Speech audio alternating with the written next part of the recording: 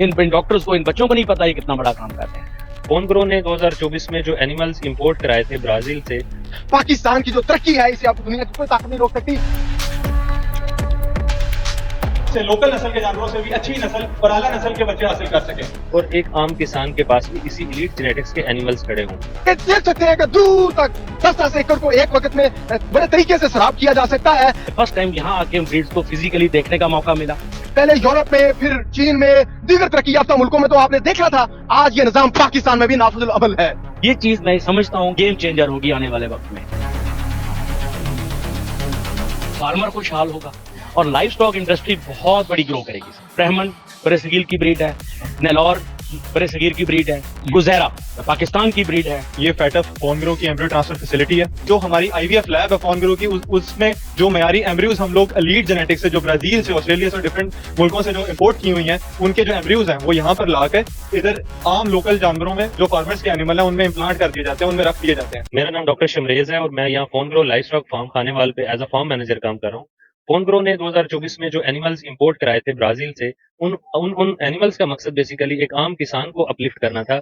उसके जो एनिमल लो producing animal हैं पूरे मुल्क में, उसकी जेनेटिक को बेहतर करना था, ताकि पूरे मुल्क में जो फूड सिक्योरिटी के इश्यूज हैं उस चैलेंज पे काबू पाया जा सके और एक आम किसान के पास भी इसी एलीट जेनेटिक्स के एनिमल्स खड़े हों। और एम्ब्रियो ट्रांसफर टेक्नोलॉजी से अब तक हम एक साल में 400 से ज्यादा प्रेगनेंसीज हासिल कर चुके हैं और एम्ब्रियो ट्रांसफर से हम 70,000 से ज्यादा सीमेंट डोजेज एक आम किसान तक पहुंचा सके हैं, जिसमें से 30,000 किसानों को बराह रास्त फायदा हासिल हुआ है। और इसमें आम किसान के पास भी इसी तरह के एनिमल्स मौजूद हैं जो कि दूध और गोश्त दोनों की पैदावारी सलाहियत में बहुत बेहतर है। मेरा नाम डॉक्टर उसामा है और मैं यहाँ पे फोनग्रो में एज ए ओवम पिकअप और एम्ब्रियो ट्रांसफर मैनेजर काम कर रहा हूँ। स्पेशली एम्ब्रियो या आईवीएफ टेक्नोलॉजी की बात की जाए तो एक एम्ब्रियो की डेवलपमेंट का सबसे पहली स्टेज ये ओवम पिकअप है। इसमें हम लोग एक लाइव फीमेल जानवर से जो माँ की तरफ से आने वाले जीन्स होते हैं या डीएनए जो माँ की तरफ से बच्चे में आता है, तो हम लोग उसे निकालते हैं, जिन्हें हम आम जुबान में अंडे या ओवास कहते हैं। इनको निकाल लिया जाता है और फिर इसे फर्दर लैब में एम्ब्रियो प्रोडक्शन के लिए भेज दिया जाता है। जब एक एम्ब्रियो डेवलप हो जाता है तो हम लोग उसे आम या लोकल नस्ल के जानवरों में रख देते हैं, ताकि हम लोग उनसे लोकल नस्ल के जानवरों से भी अच्छी नस्ल और आला नस्ल के बच्चे हासिल कर सकें। इससे हम लोग बहुत कम टाइम के अंदर, बहुत कम वक्त में पाकिस्तान के लाइफ स्टॉक के अंदर अच्छी नस्ल के जानवर लोगों को फराहम कर सकते हैं। नाज़रीन, ये कोई यूरोप नहीं है, कोई चीन नहीं है, कोई रूस नहीं है, ये पाकिस्तान में इस वक्त मैं खड़ा हूं। ये देख सकते हैं कि आबपाशी का ये जदीद निजाम पाकिस्तान में भी आ गया है। पाकिस्तान की जो तरक्की है इसे अब दुनिया की कोई ताकत नहीं रोक सकती। ये आप देख सकते हैं कि किस तरह से ये ऑटो सिस्टम है। जनाब, मेरा नाम मलिक मोहम्मद आसिफ अवान है और मेरा फार्म है जेनोविक्स ग्लोबल्स के नाम से, तहसील दुनियापुर में। जनाब, मैंने जब फार्मिंग स्टार्ट की तो मेरा ख्याल था कि मैं ब्रीडिंग की तरफ जाऊंगा, लेकिन उस वक्त जब आज से कुछ साल पहले तक ब्रीडिंग का पाकिस्तान में ना ही बहुत अच्छी कोई ब्रीड्स थी और ना ही कोई प्रॉपर सेटअप। जनाब, हम मशकूर हैं फोनग्रो की टीम के, यहाँ एक बहुत अच्छा सेटअप बना है।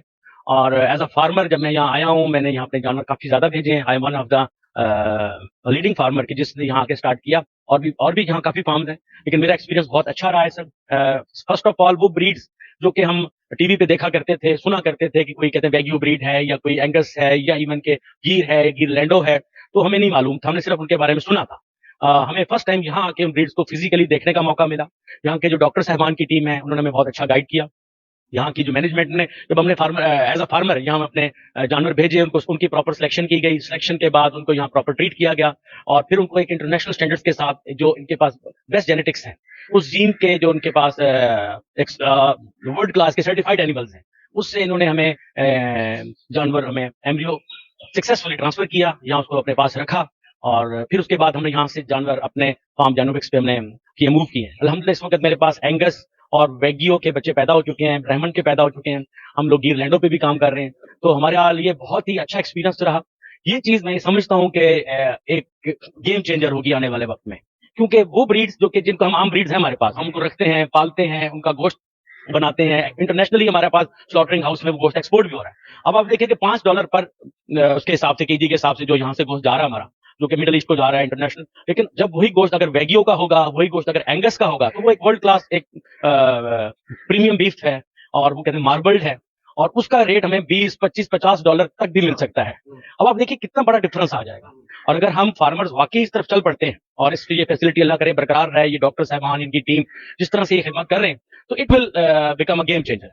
ना सिर्फ मुल्क का ज़रिए मुबादला बढ़ेगा, फार्मर खुशहाल होगा और लाइफ स्टॉक इंडस्ट्री बहुत बड़ी ग्रो करेगी सर। ब्राह्मण बड़े सगीर की ब्रीड है, नेलौर बड़े सगीर की ब्रीड है, गिर बड़े सगीर की ब्रीड है, रेड सिंधी बड़े सगीर की ब्रीड है, कंकरेज जिसको ये बोलते हैं, गुजैरा, ये हमारे पाकिस्तान की ब्रीड है। तो अब आप देखिएगा कि जब ये चीजें यहाँ आएंगी, ट्रांसफॉर्मेशन में जाएंगी, और सिर्फ इस वक्त फर्क किस चीज का है कि फार्मर को प्रॉपर एजुकेट करने का और इस टीम को जो यहाँ पे मौजूद है उनके साथ कोऑपरेट करने का। इनको नहीं पता ये कितना बड़ा काम कर रहे हैं, इन डॉक्टर्स को, इन बच्चों को नहीं पता ये कितना बड़ा काम कर रहे हैं। और इंशाल्लाह मैं बहुत ज्यादा पुरुमीद हूँ। अगर हम गोश्त के साथ साथ अगर हम डेयरी की बात करते हैं, जिस तरह हमारा इस वक्त पर कैपिटा जो हमारा मिल्क कंजम्पशन है, जो थर्ड वर्ल्ड में भी हमारा भी बहुत कम है, बट पाकिस्तान इस वक्त मिल्क प्रोडक्शन में 5वें नंबर पे है दुनिया में। इसके साथ साथ जब यहाँ गिर लैंडो बनेगा, हम यहाँ हॉलिस्टन फ्रीजन रखते हैं, लेकिन सिर्फ हमारे मौसम को सूट नहीं करती, वो ज्यादा नफीस जानवर है, वो ज्यादा महंगा जानवर है, उसके मिल्क प्रोडक्शन तो बहुत है। अब हर फार्मर ये पंखे और शावरिंग वो नहीं अफोर्ड करता। एक आम फार्मर जिसके पास जब वो एक ट्रांसफार्म होके जब वो कहते हैं गिर लैंडो बन के जाएगी, वो अगर 35-40 लीटर देती है दूध, मोर देन इनफ।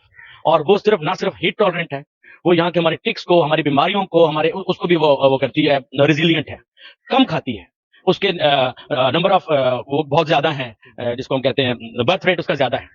तो वो चीज पाकिस्तान के उसमें दूध का इनकलाब आ सकता है। अब गिर लैंडो को जब यहाँ से इंडिया से गया गिर, और ब्राजील ने जब उसको बनाया, उस पे जो साइंसदानों ने उसके ब्लड को समझ लिया कि ये एक चीज है कोई, और उसको जब हमने क्रॉस किया, फिर रिवर्स क्रॉस किया, और गिर लैंडो ने इस वक्त दुनिया में वर्ल्ड रिकॉर्ड कायम किया है इसमें कहते हैं दूध में। तो मैं समझता हूँ कि जनाब ये चीजें बहुत बड़ा इंशाल्लाह गेम चेंजर होंगी, और हमारा दूध में हम लोग, और फिर सबसे बड़ी चीज, मैं एक और बात आपसे करना चाहूंगा, कंपैरेटिवली पाकिस्तान में जो हमारा आम फार्मर है, या हमारा हर घर में, हम लोग एक ज़राई इकोनॉमी है, हर घर में हमारे पास 1, 2, 4 जानवर हैं।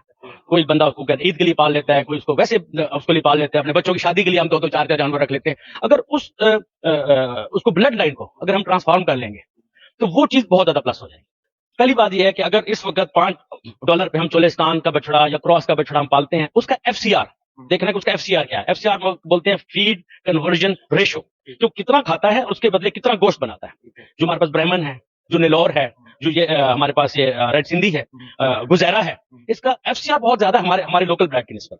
वही खुराक खा के, उतना ही मंडा खा के, उतनी मेहनत करके, एक जानवर अगर पर डे 500 से 600 ग्राम ऑन एवरेज वजन करता है, और उसी खुराक के साथ, उसी केयर के साथ एक जानवर 1500-1800 ग्राम तक चला जाता है, तो आप खुद देखिए कितना बड़ा डिफरेंस आएगा। जो जानवर आप एक साल में जितना आप लेते हैं वजन, वो वजन आप 6 माह में ले लेंगे। वैगियो में और एंगस में, अब आप यहाँ मुल्तान में जाएं या इस्लामाबाद जाएं, कराची जाएं, जितने भी बड़े होटल्स हैं, जब आप वहाँ स्टेक ऑर्डर करते हैं, वो आपको कहते हैं कि यार ये स्टेक है, ये उस पर लिखा होता है कि ये जनाब 16,000 की स्टेक है, और एक बोटी एक प्लेट में पड़ी होती है 10,000 12,000 की। ऐसा होता नहीं है। हम सबसे पाकिस्तान में जो बीफ है वो मैक्सिमम कितना महंगा हो सकता है आप, तो वो क्या होता है, वो जो कहते हैं जनाब ये हमारे पास एंगस की स्टेक है, और जो वैगियो की स्टेक है हम इंपोर्ट कर रहे हैं इस वक्त। सेम अगर आप बात करते हैं, आप यहाँ रेस्टोरेंट है, इंटरनेशनल चेन है, हार्डीज पे जाते हैं, हार्डीज पे आप देखें वहां लिखा होता है एंगस बर्गर। वो बर्गर का नाम नहीं है, वो बैल का नाम है। और उसकी सुपीरियरिटी क्या है, उसकी गोश्त की क्वालिटी, वो उसको हम बोलते हैं marbling. What is that marbling? Marbling, हमारा जानवर जब मोटा होता है, वो ये चीज अल्लाह ताला ने उसमें जेनेटिकली पैदा की है, या साइंसदानों ने उसमें चीज बनाई है, उसको टाइम के साथ करते करते करते जो इंटरनेशनली लोग काम कर रहे हैं, उसने उस जीन को पकड़ा, उसको फिर उस पर काम किया, और उसको हमारा जानवर जब हम मोटा करते हैं, आप देखिए कुर्बानी के लिए बहुत बड़े बड़े जानवर बनते हैं, वो जो उसकी जो चर्बी है उसके ऊपर आ जाती है। हम जब करते हैं जानवर, चर्बी को निकाल के एक तरफ रख देते हैं और उसका गोश्त यूज करते हैं। जबकि इन ब्रीड्स में जब चर्बी आप उसमें पैदा करते हैं, वो बंडा खिला के, तो ये चर्बी उसके गोश्त के अंदर जाती है। It is called marbling. एक तय आपको लगेगी सफेद चर्बी की, एक कारकस की, एक चर्बी की, एक कारकस। अब जब ये वाला गोश्त आप पकाते हैं तो वो बहुत ही ज्यादा टेंडर, नेचुरल अपने ही वो चर्बी में पकता है, और उसके जो कैलोरीज हैं वो भी आम गोश्त से फर्क है, सुपीरियर भी है। तो अब आप खुद देखें कि जो एक हम $5 की तरफ जाए, जबकि आप अगर अभी आप देखें नेट पे देखें तो वैग्यू आपको $200 वाला भी मिलेगा, $250 वाला भी वैग्यू का आपको। हाँ जी, बहुत बड़ा डिफरेंस है, बहुत बड़ा डिफरेंस है। हम लोग तो भी सिर्फ उस पर लगे हुए हैं, एक जानवर है और हम उसका उसको डब्बा बना दें, उसका वो चिट्टा हो, वो अबलख हो, उसका आंखें ऐसी हो, उसके थुथनी सफेद हो, लेकिन हमें बीफ क्वालिटी पे काम करने की जरूरत है। और इंशाल्लाह अगर हम इस तरफ जाएंगे, मुझे अपने रब से बड़ी उम्मीद है कि ये एक बहुत बड़ा काम होगा।